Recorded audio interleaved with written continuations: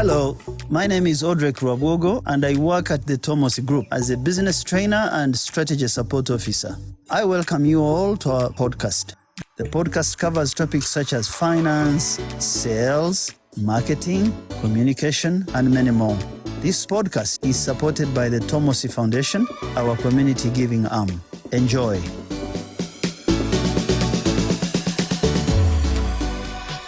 Good morning. This is the third installment of the topic customer service that we began at the start of the month of May 2020.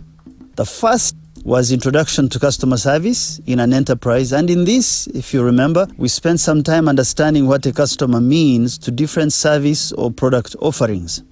We came down to the understanding that the customer really remains indivisible, i.e. that you cannot compartmentalize them. Even if price or location gives you some strands to follow, customers remain people with an income and a desire, and they speak to each other closely than you think. One bad turn can easily be replicated across all the market segments. We also learned that even with the use of different terms such as client or voter or donor or trainee or members, all the tags you want to put on them, even if you describe them this way, this notwithstanding, the customer has needs that change rapidly, and an enterprise's capacity to continuously adapt very much determines if it will succeed in keeping those customers over a long haul. The second topic in this segment was customer acquisition. In this, we spent time looking at these various tools that are used to gain customers and how to use these tools, including such unconventional ones like herd mentality, if anyone remembers, to acquire customers. We spent some time about those tools. Now today, this morning, our third installment in the topic customer service is value proposition. Customer value proposition. In this study of customer service, which we hope to end with one last segment in a week or so, that segment is called customer retention. Our intention really is that we achieve three things with you. First, that we have a clear understanding of how to study and gain a full measure of who a customer is, that you learn how to segment them without losing the main fundamentals they are looking for in your service, that we gain insights into what their needs are and how to continuously dig beneath the surface to ensure you know their changing needs and you are able to meet them. The second intention for this, the outcome of this we want, is to get the language of customers and how they interpret what you tell them about your service and how, in the end, they perceive your service when they consume it. This is just so that you are not taking customers for granted. It is that you know they have options and they will abandon you if you cease to communicate in a manner and style that helps them to improve their bottom line. Remember, they are not your brothers and sisters. Not that you should take these for granted either, but customers are on the market looking to compete and win. They're looking to compete and win. And anything that shows less value to their overarching objective, they will drop it. The third outcome of this session on customer service is to help us check our current performance against some of the best industry standard practices and also listen to some professional principles utilized by companies and people in other fields. Well, I hope that we can retain some of these principles and that we are able to start seeing needs every time we speak to a customer instead of hearing complaints or seeing these complaints as inconveniences only. Now, I need you to know that business is about people. We have to keep reminding ourselves of this principle that business is not buildings, it's not furniture, it's not computers, it's about people. For example, it's not a business enterprise that pays a tax to government. We tend to think that business Y or Z has paid a tax. No, it is money earned by individuals in a company that is compulsorily taken away by government as a tax. It isn't a voluntary payment. If this money we were to assume would be retained by a business, it would pay higher salaries, it would spur innovation, it would be invested in research and development, it would leave shareholders and members of staff of that business as better earners with an overall higher value or market value of that business. Now, so in the same respect, it really isn't the business customers see. It's not the building, it's not the logo, it's not the, important as all these things are. It is the people who work in that business and our behavior towards customers that those customers see. This is why we are focused in these segments on growing the skill of the individual so that overall they can help the customer and in the process grow the business. Today I would like to begin the segment of customer value proposition, which we will be calling CVP. When you hear me say CVP, I'm just shortening this long word, customer value proposition. To move forward on this, I want to begin with an example. I got a call from one of the farmer leaders last week because I'm doing these podcasts at the farm. You can hear in the background the sound of birds, the wind, the crickets. It's late in the afternoon.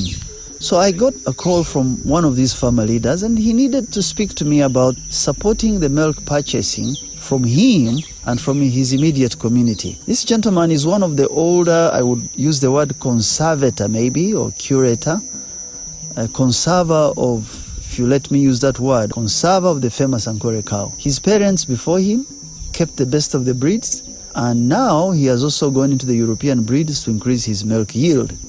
His words were, and I quote, "Why are we selling our milk so far away in Mbarara when we pass by every day a green and white painted milk factory near our area?" Close quote. Our VTD plant is painted in green and white colors. That's what he meant. The factory painted in those colors. I said to him that the milk price is the same, both in Mbarara and at the plant he mentioned. And then this customer surprised me, this prospective customer, now I know. He surprised me. He moved to a higher level of needs than I had expected of him. He said, and I quote, "Look, this isn't about the price only. It's also about the way the middlemen who purchase our milk really handle us. They handle us as if they don't care what our opinion about them and their service is. They wake up one morning and they decide they are going to cut prices halfway in the season without giving us an alert. They don't let us plan ahead. They wake up another morning and they buy less of the previously committed milk amounts. They just don't tell us anything ahead, even if they might have encountered problems along the way selling our milk." Now, in this one interaction, this farmer challenged my assessment that price, important as an indicator in economics, price is everything. It shows where resources should go and where they shouldn't. Now, in commercial transactions, we think price, especially in low markets, price is a driver. So this man is telling me it's not the only source of value for him. In fact, he showed me there's an opportunity simply on customer service to this community and their product. Yes, the price is low, and he seems not to blame his current service providers, but there's a missing communication gap somewhere. There's a communication gap between him and the current service provider. The service provider seems to take him and the community for granted. Now, beyond pay, this service provider seems to care less about these customers. Well, does this sound familiar to you? Do we not tend to take customers in low transactions as price-driven only and therefore for granted? But you know no customer, high in your perception or low in your perception, no customer likes to be ignored, not to be asked about their true needs beyond the price, not to be clearly understood, and only to be treated in a general category. No customer wants that. So the first point therefore about CVP is being disciplined about researching the needs of the customer and identifying what matters most to them. And based on this, you then make a compelling and distinctive value proposition of your service or product to them, one in which the competition has no reach. To do this, it might help you to join, for example, the industry associations in which these customers share data, they speak about their needs, they discuss recent trends, and all that. If you have an interest in joining those groups, even if they are not your very industry where you belong, but you are trying to act in the best interest of the customer, you will be able to listen into what is happening rather than a rush with proposals just because there is a bid to compete for. Many of us who work to keep customers in a company happy, we tend to do the least amount in this area of research and yet hope to gain insights into what these customers need. The other term for this is laziness, the idea that you want to get more by doing less. We fixate on what we perceive as benefits to them that we offer to customers. You know, that is if we even understand these precisely, these benefits ourselves from the business. We do not know that perhaps these benefits we speak of, they account for less than 10% of the needs of this customer. In one of our entities, just as an example, some time back, a manager raised the price of one product which was doing very well with the customers, and in his strategy according to his team. He was raising the price of this one segment so that he would force the market to take another product line that the manager, wanted people to consume more than the one they were now consuming more of. Well, apart from these two products being completely different, the danger of someone teasing the market this way means that you have not fully understood the CVP you're making to the customers, and therefore you have not studied deeply the needs and consumption habits of your customers in various segments.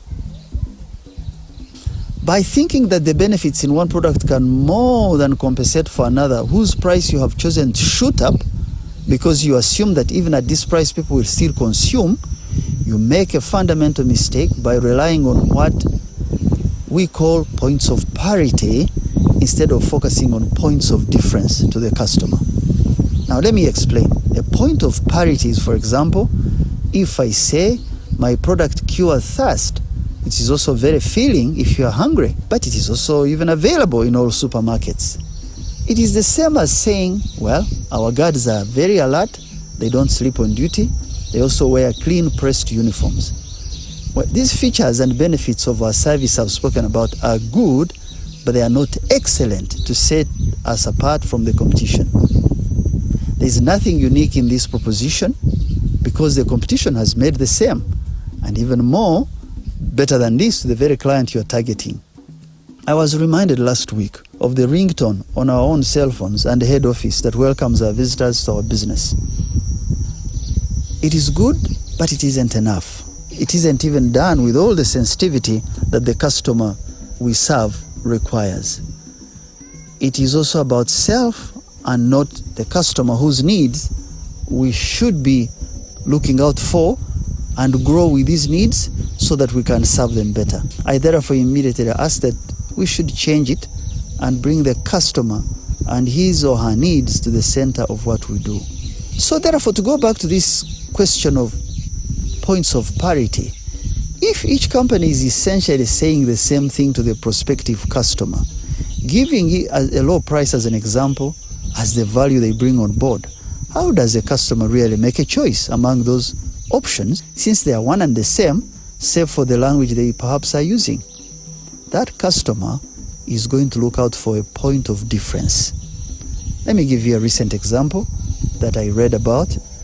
In factories, when you are processing or manufacturing anything, there is something they call compressed air. It's called compressed air. It is used in wrenches, in drills, in hammers, and even in sometimes propelling vehicles in the factory. A company recently replaced its service to customers by selling air directly to factories and taking over the ownership of those compressors. In other words, this company comes and installs the cylindrical air compressors at no cost to the customer. Remember, the customer is only interested in the outcome, not so much about the infrastructure that is auxiliary to his service. This company supplies air directly to the customer. When I read this, I just laughed to myself. Talk of air supply with a positive tone for the first time for those of you who are used to hearing public procurement processes that are subverted and metaphorically supply air, in quotes. Well, if the competition is going to say we all have great compressors as machinery, you must make a point of difference to the customer by cutting the customer infrastructure and maintenance cost and getting them what they need with less hassle in your value proposition, which, if you're a factory operator, is compressed air, not compressors. The second example I read about recently is to do with Philips. I don't know if this company is pronounced as Philips or Philippi, but Philips. It's a Dutch light bulb maker. They have recently branched into health equipment manufacturing. And they recently made a proposal to Schiphol Airport in Amsterdam, in which they asked to take over the lighting of the entire terminal on condition that they would use their energy-saving LED bulbs. What Philips did was to innovate and create longer-lasting incandescent light bulbs that burn less energy over a long period of time, cutting the energy cost to the client by 50%. In return, the client allowed them maintenance of these lights with the savings made paid to them as part of the energy bill. Philips sold light. We can just put it that way. Philips simply sold light as an end result. That's what the customer wants. The airport needs no ownership of bulbs or cables. It simply needs a lit place to do business. And in the process, the customer gains more by cutting out 50% of the infrastructure and maintenance cost. Now, I hope I'm not giving you examples that are far from you, but I just want you to know that solutions like these are points of difference, not points of parity. Parity means everybody has. You are simply just iterating the service by words, but there's no difference. When you understand points of difference in customer value proposition, you know they are the most modern way of keeping customers over a long haul, and you continue to innovate alongside their changing needs. Remember, these solutions are best primarily, don't forget this, finding these kind of solutions so that you are able to provide a good CVP. It is best primarily on how you observed, you researched, and you studied the needs of the customer. When you understand the customer very well, you seed those things they value least in your benefits and features list, and you focus on those that solve their problems. Let me tell you something else. Some companies falsely focus on another point. It's called the point of contention. This is where the customer hears something new, but they cannot easily tell the difference between the offers you made and the ones made by the competition. They have neither the time to prove what you're saying, nor the resources to do that, and maybe they don't even need to prove anything, given someone has offered the real difference in their CVP. So if I were you, listening to me and trying to put these things into practice, I would rather focus on offering the customer a different approach. I make a distinctive CVP than spend time and money in useless contentions about the unknown. Let me take you to the unknown later once I have a seat on the table and you are my customer. That was point number 1 on how to understand delivering a very good CVP to a customer. The second point about CVP is that when you make one, you must clearly substantiate your claims in both numbers and in a persuasive, let me say, convincing language to the customer. How does one quantify your offer against your rivals when they do not clearly see how your offer cuts delivery time for their product, how it cuts costs, how it empowers them to become a better organization or individuals? We tend to make mistakes when we leave CVPs wishy-washy. They say numbers don't lie. If by guarding a location I reduce the loss through pilferage, people have been stealing products from a warehouse, and I bring this loss to nil, especially when I took over the assignment, there was X loss known in the numbers to the company, it means the numbers will show, these positive numbers will show on the customer balance sheet. I can therefore demonstrate that my service, my product offer, has and can continue to demonstrably save money to this customer. How about I demonstrate that from the creative thinking process to the scripting time, to customer consultation time, to design time, and to the airing of a commercial or loading of content, I take less time, I use less money, I research widely and research faster, I use my archives to bring angles that others don't see easily. I offer multiple channels at no added cost to a client, and my name is TAP. Would I not demonstrate the clear financial, reputation, and communication gains I present as a point of difference to the customer? I leave that as a hypothetical question to you at TAP to think about. The third point about CVP is that you, the customer service agent, or you, the leader in the business, or you, the member of staff, you must document the value you've delivered. You must offer customers that which they can prove and vouch for, and in the end, they refer you to others. Some companies offer trial runs on the customer sites, both online and in their physical premises, in order to allow both the customer and the service provider to assess and quantify the services offered and the real value add. This can be risky for you, but it is the best way to grow your service to the customer while admitting flaws and improving. The customer, remember, they want you to grow and not to die off. Many of you know the difference between sites that sell subscription services of all kinds, from music to food to software to books and more and more and more. Some of these sites hold you to the throat once you sign on, and others offer you free trial periods with the possibility to opt out anytime if you don't enjoy the service. One site I signed on recently, some 2 years ago, for language translation, took money from me, yet I used it only once or twice a year. This site was truly not what I needed for my research and translation work. In the end, I had to write to the service provider, to the banks, to the software licensing middleman in order for me to opt out. You know what? Hassle coming in, hassle being there, hassle opting out, hassle all the way. Who wants this kind of service? Nobody. In the meantime, the site was charging my account weekly whether I used the software or not.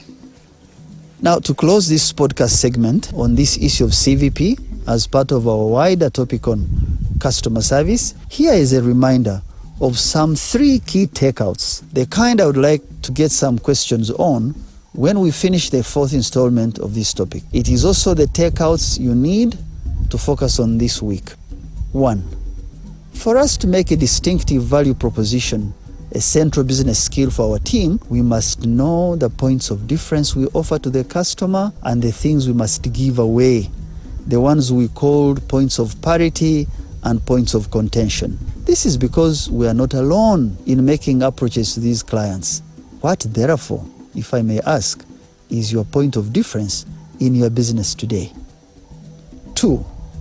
Are you able to clearly measure these tangible points of difference based on the outcomes the customer eventually gets? Remember the sale of light instead of bulbs, the sale of air instead of compressors that I mentioned earlier as examples? Do you remember the cost cutting or delivery time and what these things mean on the bottom line of the customer? These things I mentioned a little earlier. Please be very specific what you are measuring. This is because what is not measurable is actually not achievable. If it is not quantifiable, it will simply get lost in the process, leaving everybody guessing and hoping for good results. Results they did not adequately plan for ahead. This is very wrong.